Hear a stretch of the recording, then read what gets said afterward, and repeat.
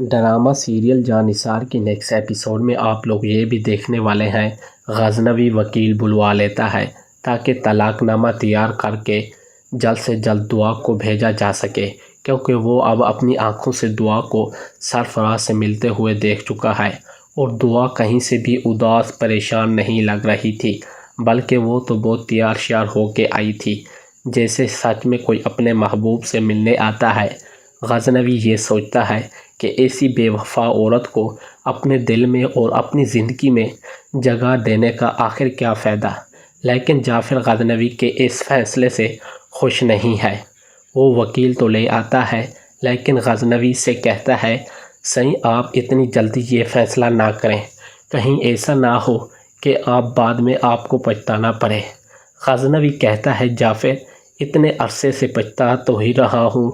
ایک بے وفا عورت کو اپنے دل میں اپنی زندگی میں اتنا اہم مقام دینے کے بعد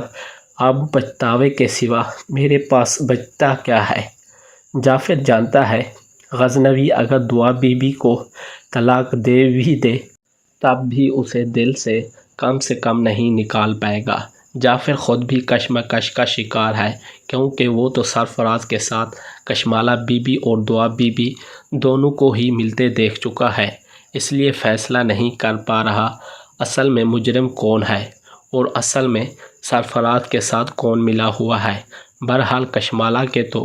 جیسے پاؤں زمین پر ہی نہیں لگ رہے جب سے اسے یہ پتہ چلا کہ غزنوی فائنلی طلاق نامہ تیار کروا لیا، تو وہ جیسے ہی ہواؤں میں اڑتی پھرتی رہتی ہے۔ جعفر کہتی ہے بہت ساری مٹھائی لاؤ، کیونکہ وہ پورے خاندان میں غریبوں میں مٹھائی تقسیم کرنا چاہتی ہے۔ جعفر جب کشمالہ کو ایسی حرکت کرتے ہوئے اور کھلکھلاتے ہنستے ہوئے دیکھتا ہے تو اس کے دل میں ڈاؤٹ آتا ہے کہیں نہ کہیں کچھ غلط ضرور ہے، اور وہ سوچتا ہے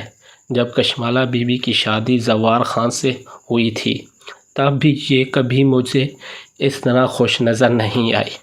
بلکہ اکثر اوقات زوار سے کشمالہ کو جعفر نے خود اپنی آنکھوں سے لڑتے جھگڑتے دیکھا تھا۔ حتیٰ کہ جعفر نے یہ بھی نوٹ کیا تھا زوار غزنوی کی موت پر کشمالہ کی آنکھ سے ایک آنسو بھی نہیں ٹپکا تھا، لیکن غزنوی کے لیے کشمالہ کی یہ ہے بے خودی اور بے قراری سمجھ سے باہر ہے۔ کشمالہ اب ہر وقت تیار شیار رہ کے نوشواں کے آگے پیچھے پھرتی رہتی ہے۔ غزنوی جس کے چہرے پہ مسلسل اداسی چھائی ہے کشمالہ کی طرف ایک نظر اٹھا کر دیکھنا بھی پسند نہیں کرتا۔ کشمالہ کو بہت غصہ آتا ہے، وہ یہ شکایت کے لیے اماں سئی کے پاس جاتی ہے اور اماں سئی کم سے کم غزنوی کو اب تو مجھے بیوی کے طور پہ قبول کر لینا چاہیے۔ اماں سئی جب غزنوی سے بات کرتی ہے مجھ سے تمہاری چہرے پہ یہ اداسی دیکھی نہیں جاتی، اگر اس لڑکی کو چھوڑنے کا فیصلہ ہی کر لیا تو اسے اپنے دل و دماغ سے بھی نکال کر باہر کرو، اور مان لو وہ لڑکی تمہارے لیے ٹھیک ہی نہیں تھی۔ انسانوں سے غلطیاں ہو جاتی ہیں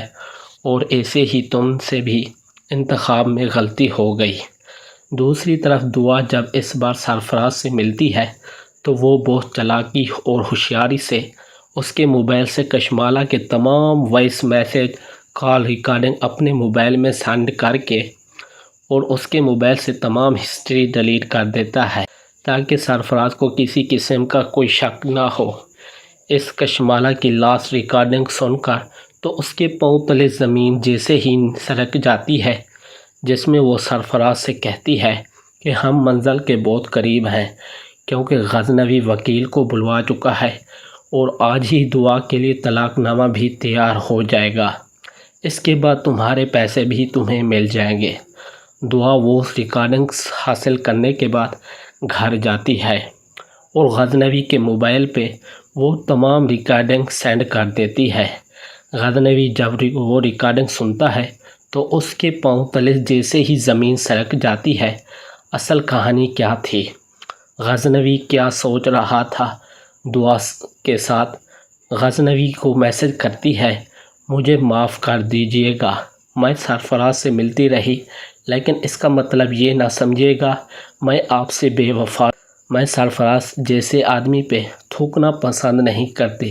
لیکن اپنی بے گناہی ثابت کرنے کے لیے میرے پاس کوئی اور راستہ نہیں تھا۔ کشمالہ کا اصل چہرہ آپ کے سامنے بے نقاب کرنے کے لیے مجھے سرفراز سے مجبوری کے تحت ملنا پڑا۔ امید ہے یہ تمام ثبوت سننے کے بعد آپ کو یقین آ گیا ہوگا